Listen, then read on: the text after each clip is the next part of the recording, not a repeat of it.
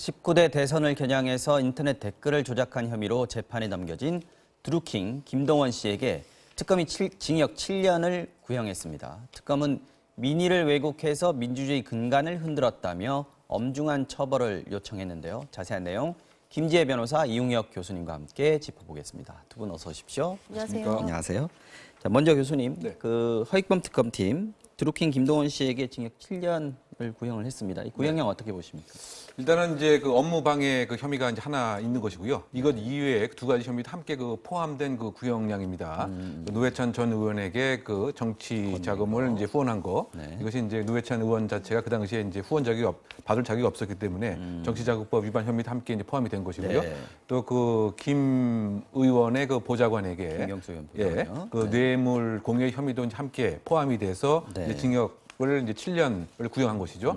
이 영업 방해, 업무 방해 같은 경우는 이제 5년 이하의 뭐 징역으로 이렇게 그 되어 있고요. 뇌물 공여도 이제 5년 이하입니다. 그 정치자금법에서도 뭐 6조죠. 그러니까 후원 자격이 없는 사람한테 한 경우도 이제 5년 이하인데 어쨌든 가중을 뭐 2분의 1만 해서 뭐 7년을 구형한 것이 아닌가 생각이 되지만 그 업무 방해 같은 경우도 일반적으로 보게 되면은 네. 또 벌금으로도 많이 이제 끝납니다. 다만 이제 이번에 그 구형을 할 때 소위 말해서 그 민의를 상당히 의도적으로 왜곡을 했다. 뭐 이런 점 등으로 기본 그 양형표보다는 좀 가중할 요소가 있다. 무겁게 구형했다 이렇게 네, 봐야 무겁게 되나요? 구형했다고 요약을 할 수 있을 것 같습니다. 네. 드루킹 김 씨는 최후 진술에서 이렇게 얘기했습니다. 저희가 한 일은 문재인을 대통령으로 김경수를 정권 2인자로 만든 것밖에 없다.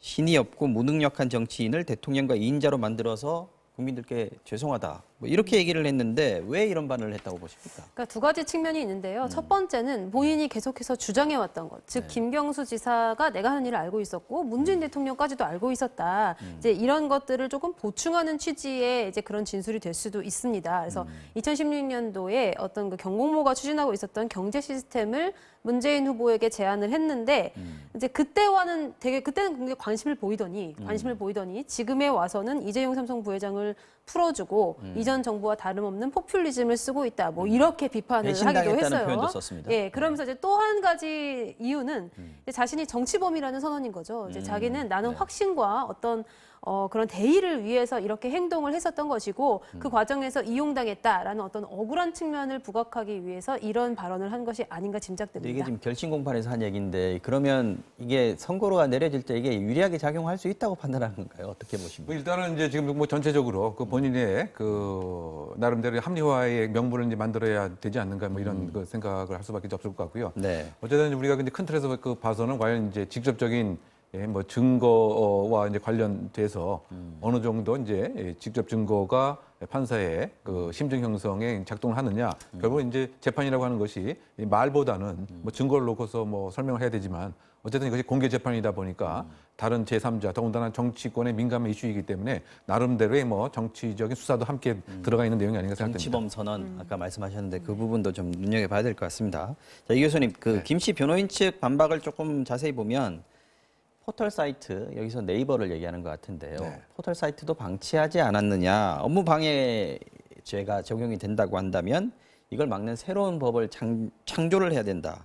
이거 역시 이제 자기 죄는 인정을 안 하겠다 이렇게 얘기를 하는 거죠. 그렇죠. 정말 이것이 심각한 방해라고 한다면 네. 그 네이버에서 이렇게 방치를 하겠느냐 뭐 이런 얘기인 것 같은데요. 네. 그래서 사실 그 법리적으로 보면은 맞는 얘기는 아닙니다. 왜냐하면 좀 논리가 이상해요. 왜냐하면 업무 방해죄라고 하는 것이 실제로 방해가 일어나지 않고 그럴 개연성만 있는 추상적 위헌범인 경우에도 이제 처벌을 하는 것이 원칙입니다. 네. 그럼에도 불구하고 정말 이것이 심각한 업무 방해라고 한다면 네. 네이버에서 왜 방치를 했겠느냐 뭐 이런 나름대로의 논리를 피는 것 같고요. 또 그 전에 주장했던 내용도 컴퓨터 장애가 일어나지 않는 선에서 댓글을 올렸다. 그러니까 이것은 하나의 그 뭐 방어적 측량에서 얘기를 하는 것이 아닌가 생각이 듭니다. 포털 사이트가 이런 거 미리미리 예방할 수 있는 장치를 만들어야 된다는 주장 또는 지적들은 계속 제기되어 오고 있긴 합니다만 지금 현행법에 있어서는 특검이 적용한 혐의들이 좀 일리가 있다 이렇게 보시는 거네요. 그렇죠. 그리고 또 노회찬 의원 죽음에 대해서 계속 얘기를 하고 있는데 돈이 아니라 차를 건넸다. 노회찬 죽음은 조작됐다. 이렇게 끝까지 주장을 하고 있는데 이건 또 어떻게 봐야 되는 겁니까? 지금 이제 이 2천만 원을 그 전 노 의원에게 직접 전달을 하고 약 2천만 원 정도를 이제 그 부인의 운전 기사에게 뭐 전달을 한 것이 아니냐 이런 그 혐의점인 것 같습니다.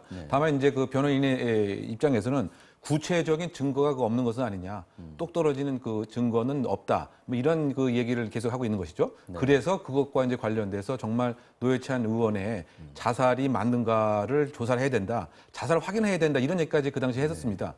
이 얘기는 뭐냐면 이제 논점을 조금 흐리려고 하는 것인지 아닌가 이런 생각이 드는 것이죠. 부인에 대한 얘기가 아니잖아요. 그렇죠. 그러다 보니까 이제 그 판사도 그 자살 유불 확인이라는 것은 그 당시에 중요한 이 정치자금법 위반의 쟁점 사항이 아니다. 그래서 그것은 얘기를 하지 않고 다만 유서가 진정하게 작성되어 있는 것은 한번 심리를 해보겠다. 이제 이런 그 입장이었기 때문에 결국 이제 그 방어권 측면에서 뭔가 본질을 조금 흐리려고 하는 이런 그 방어 전략이 아니었던가 이렇게 해석해 봅니다. 처음에는 자기네들이 줬다 그래놓고 지금 와서는 차를 줬다고 말을 바꾸고 이게 또 이상합니다. 자, 드루킹 김 씨뿐만 아니고 함께 기소됐던 다른 사람들도 있었잖아요. 이분들에 대한 구형도 이루어졌죠. 네, 드루킹 김 씨도 있었지만 그 도모 변호사 일명 아보카라는 그런 닉네임을 썼던 3년 6개월을 구형받았고요. 그다음에 뭐 삶의 축제로 알려진 윤모 씨라든지 뭐 파로스 김모 씨 이런 분들도 전부 한 1년 6개월에서 그러니까 한 징역 한 3개월 적게는 그다음에 또 많게는 6개월 정도까지 이렇게 쭉 구형을 받았습니다.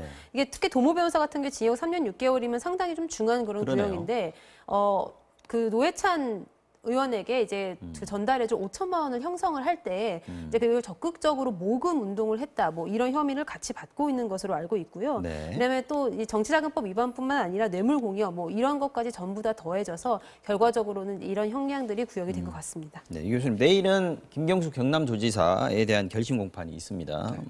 구형이 나올 텐데 핵심 쟁점이 뭐가 될까요? 여기 뭐 두 가지인데요. 그 첫째가 제일 뭐 중요합니다. 지금 그 약 1억 건의 그 공감 비공감에 대한 댓글 조작을 했는데 이것이 이제 그 김경수 지사도 함께 공범으로서 적어도 이제 암묵적인 인정을 하고 또는 지시를 했느냐.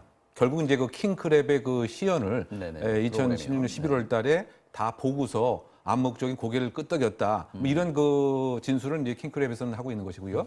그 김 지사의 입장은 그것은 황당한 소설에 그 불과하다. 그리고 입장이 상당히 그 달라지고 있는 것입니다.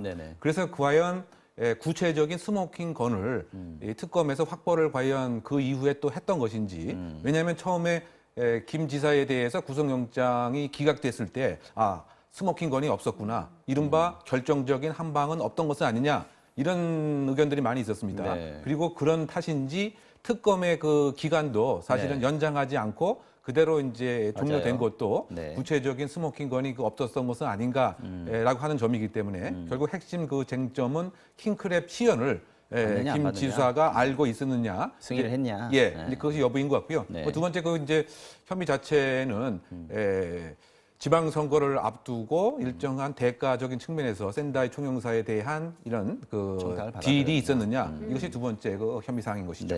지금 김 지사 재판이 지난 9월부터 12차례 지금 진행이 됐는데 그동안에 보면 아까 말씀하신 대로 특검이 뚜렷하게 스모킹건이라고 할 만한 물증은 내놓지 못하고 지금 드루킹의 진술에만 의존하고 있다 이런 비판이 있습니다. 네, 허위범 특검이 2차례 구속영장 신청을 했지만 전부 기각을 당했죠. 근데 원래 구속영장 그 신청 사건보다도 원래 본안 재판에서는 더더욱 엄격한 그런 입증이 요구가 되는데 그럼에도 불구하고 이제 지금 뭐 보도에 따르면은 그 외에 더 나아간 어떤 물증을 제시한다거나 더 추가적인 증거는 거의 없다. 뭐 이렇게 알려지고 있습니다.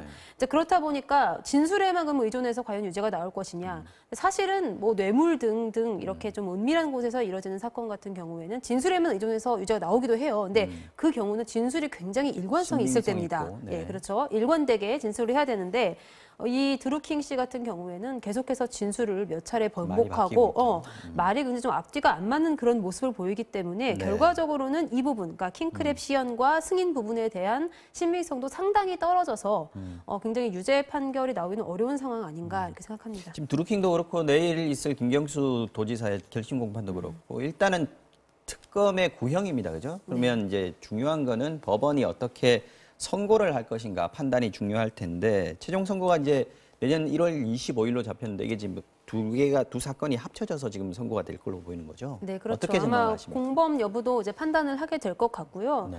그래서 제가 앞서 말한 대로 김경수 지사 같은 경우에는 이제 무죄 판결이 만약에 난다고 한다면 네. 이것으로 이제 김경수 지사는 정말로 큰 짐 하나를 내려놓고 이제 그렇게 갈 수 있는 것이죠. 네. 여기에 조금 더 확률이 높다고 보기는 하는데 만에 하나라도 어떤 그 유죄 판결이 나오게 된다면은 그때는 정말로 대혼란이 올 것 같습니다. 그래서 이번 정권에 대한 어떤 그런 정당성 문제까지 불거질 수 있기 때문에 어떻게 보면은 정권의 명운이 달린 그런 판단이라 우리가 귀추를 좀 주목해 봐야 될 것 같습니다. 이 교수님은 어떻게 전망을 하십니까? 상당히 이게 뭐- 이 사건의 그 시작을 네. 반추해 보면은 네. 원래는 그 추미애 그 대표가 이 상당히 댓글의 조작 모습이 국정원 스타일과 비슷하다 이렇게 돼서 사실 수사가 그 시작이 되었습니다. 그런데 결론적으로 봤더니 지금 드루킹이 역할을 한 것이 이거 아니냐. 무스럼이 된 예, 그런 그 상태인데요. 좀 여러 가지 그 상황으로 보면 사실 그 김 지사가 처음에는 전혀 드루킹과 관련이 없다라고 하다가 점점 그 모양새가 조금 변화된 건 분명히 있습니다.